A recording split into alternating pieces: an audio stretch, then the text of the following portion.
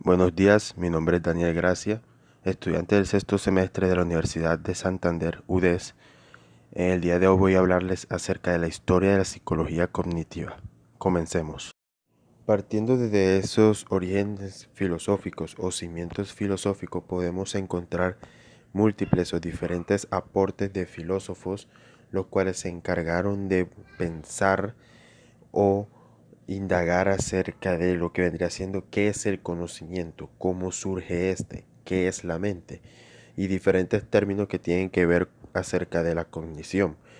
Uno de los principales filósofos que podemos encontrar es Platón, que Platón se encargaba de presentar el conocimiento como una proyección de nuestras ideas innatas, ¿ya? Que cuando se aprende se lleva hasta la conciencia aquellas ideas que desde siempre estaban en el alma. Descartes, quien definía la mente como la sustancia que piensa y el papel epistemológico del pensamiento en su capacidad de concebir y deducir objetos lógicos, y él atribuyó a las ideas a causas innatas. Teniendo en cuenta estos dos aportes de estos filósofos, tanto como Platón y tanto como Descartes, se puede apreciar que ambos tienen un pensamiento racionalista, ¿ya? La cual el racionalismo es una corriente filosófica la cual reconocía a la razón como única fuente del conocimiento. Por otra parte, a diferencia de la corriente racionalista, encontramos también la corriente empirista, la cual ésta le atribuía a las experiencias como una fuente de conocimiento para el ser humano. Aquí encontramos algunos autores o algunos filósofos que dieron sus aportes acerca de lo que pensaban de cómo surgían esas ideas, cómo se daban esas ideas del ser humano. Uno de ellos fue John Locke, quien mencionaba que por medio de las sensaciones el ser humano era capaz de conocer y saber de la existencia de las cosas que lo rodeaban. Otros autores que también contribuyeron en la corriente empirista encontramos a George Berkeley, quien mencionaba que el mundo material era independiente de la existencia de la percepción que tenemos. Y David Hume, que él mencionaba que nosotros podíamos conocer la mente, así mismo como a la materia, por medio de la percepción. A partir de esta corriente surge un aporte significativo de un filósofo llamado Immanuel Kant, que se encargó de unir lo que vendría siendo el racionalismo y el empirismo y definir a la mente como un órgano que se encargaba de recibir y coordinar esas sensaciones e ideas que recibe el ser humano a través de las experiencias y llevar toda esa información a la unidad del pensamiento. Teniendo en cuenta todo lo mencionado anteriormente, entonces en el origen filosófico de todas estas reflexiones epistemológicas jugaron un papel importante en lo que vendría siendo el primer objeto psicológico, tales como las relacionadas con la inmaterialidad del conocimiento y la posibilidad de construir, descubrir o recordar objetos ideales con el pensamiento. Estos temas pasaron a ocupar un puesto más central al momento de diferenciar a la mente como objeto de reflexión en el pensamiento moderno. La reflexión epistemológica se incorporó a la primera psicología científica de los grandes fundadores como Fechner, Wundt, James y Brentano.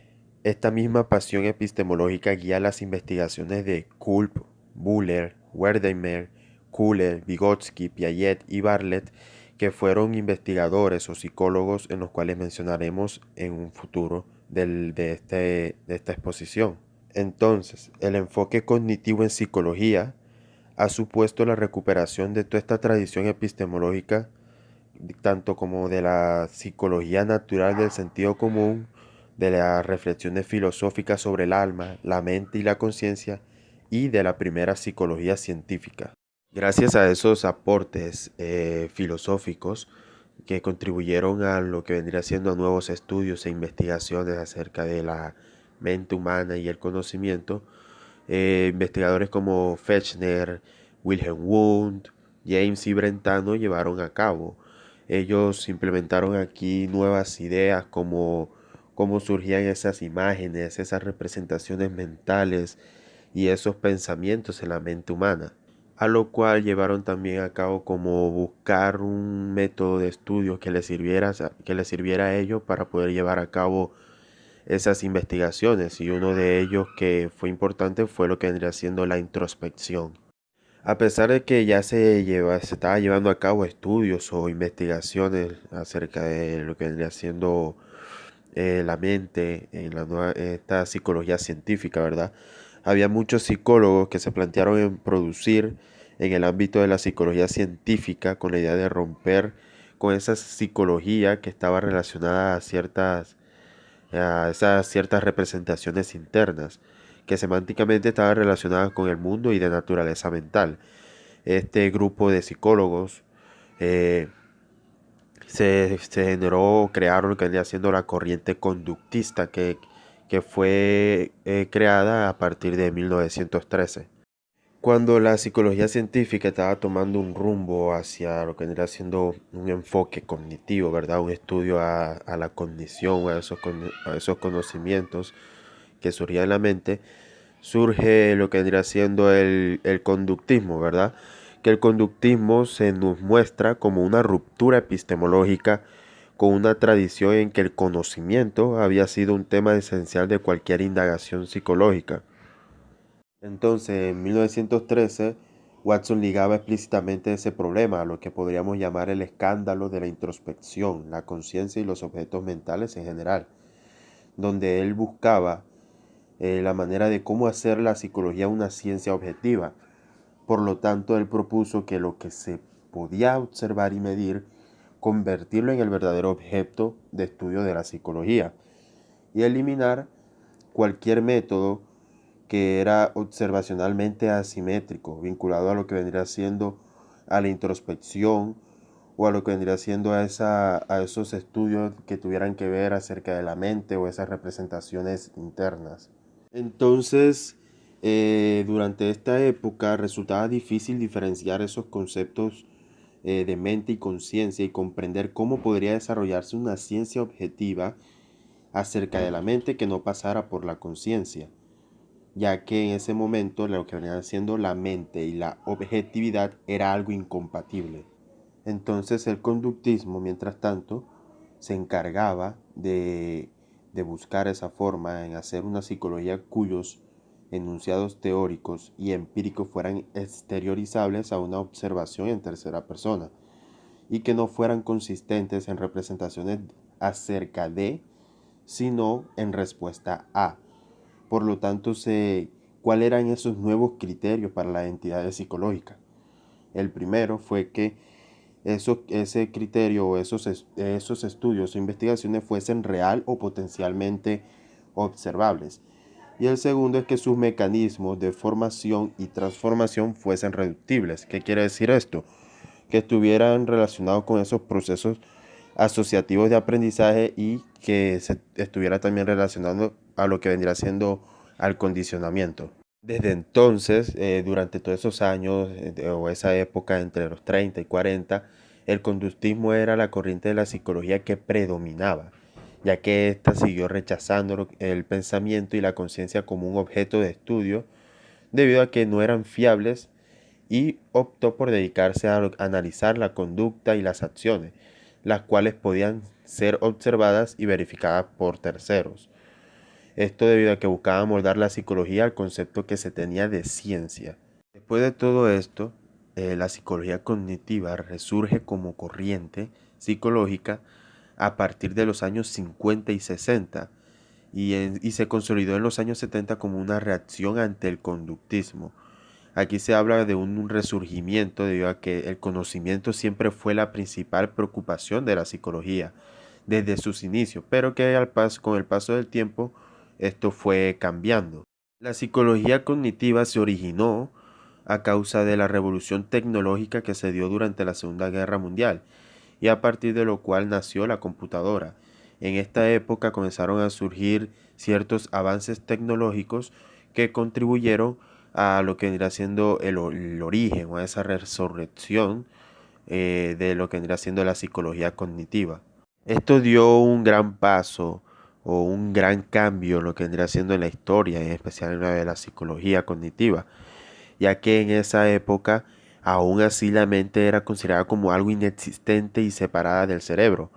Por lo tanto, la psicología cognitiva aprovecha estos avances tecnológicos y con ellos presenta las funciones que la mente puede realizar por medio del cerebro, mostrándolo como un programa. Gracias a estos estudios e investigaciones ejemplificadas en lo que vendría siendo en los términos computacionales o en esos avances tecnológicos, el cognitivismo logra crear una ciencia objetiva, la cual su estudio se basa principalmente en la mente y sus funciones, sin tener que pasar por la conciencia para estudiarlas, ya que en esta época aún era considerada aún dudosa. Entonces, a partir de qué avances tecnológicos llevó a cabo lo que venía siendo la psicología cognitiva en esos estudios e investigaciones. Uno de los precursores a estos avances tecnológicos fue Alan Turing, quien formuló por primera vez lo que vendría siendo la noción del cómputo y sirvió como base para señalar esas similitudes que había entre la mente humana y las máquinas. Decía que al tener ambas la misma forma de procesamiento de la información, pero la única diferencia o distinciones entre las dos eran puramente físicas. Algunos precursores, como Donald Broadbent en 1950, él utilizó la información procesada para acercarse al modelo humano de los procesos del pensamiento. Fue el primero en utilizar los sistemas de flujo para describir lo que ocurre con la información cuando es recibida por los sentidos. Encontramos también a Noam Chomsky, que gracias a sus aportes se cambió la manera de cómo el lenguaje era visto por los conductistas, ya que Chomsky le dio esa importancia al papel que la mente jugaba en este proceso, resaltando esa actividad interna y creatividad inherente a los procesos cognitivos. Vygotsky y Piaget, quienes plantean la necesidad de mirar el funcionamiento cognitivo desde una manera evolutiva. Ya sus investigaciones se llevaron a cabo en cómo a medida que el ser humano va evolucionando se ve influenciado ese funcionamiento cognitivo, esos procesos cognitivos que son regidos por el ser humano. Otras contribuciones también llevadas a cabo como por Wertheimer en 1945, quien examinó la solución de los problemas geométricos, Carl Dunker, que se centró en la solución de los problemas técnicos del tipo de los que se presentan cuando se quiere destruir un tumor con rayos X, Abraham Luchims, quien analizó el fenómeno de la fijeza funcional, el hecho de que los usos habituales de un material pueden inhibir a un individuo, y Frederick Bartlett, cual sus estudios o investigaciones se consistieron en lo que vendría siendo acerca de la memoria y su funcionamiento, y llegó a la conclusión en que el sistema némico típico de los seres humanos incluye la formación de estructuras cognitivas abstractas o esquemas. Otro precursor importante también fue Kuller, quien mediante sus investigaciones o estudios a través de chimpancés eh, concluyó con el método de la introspección como un mecanismo o método usado para poder resolver problemas. Y así como muchos autores, investigadores realizaron sus aportes a la psicología cognitiva. A partir de en los años 70 y 80, la psicología cognitiva se alejó de los conceptos computacionales y algorítmicos, con los que intentaba explicar los procesos mentales, dejando de lado la generalidad para centrarse en métodos minimalistas donde se tuvieran en cuenta más las particularidades. Teniendo en cuenta todo lo mencionado acerca de la historia de la psicología cognitiva, podemos llegar a la conclusión o responder la pregunta de ¿qué es la psicología cognitiva? Es la psicología que se encarga del estudio de la cognición. ¿Qué es la cognición?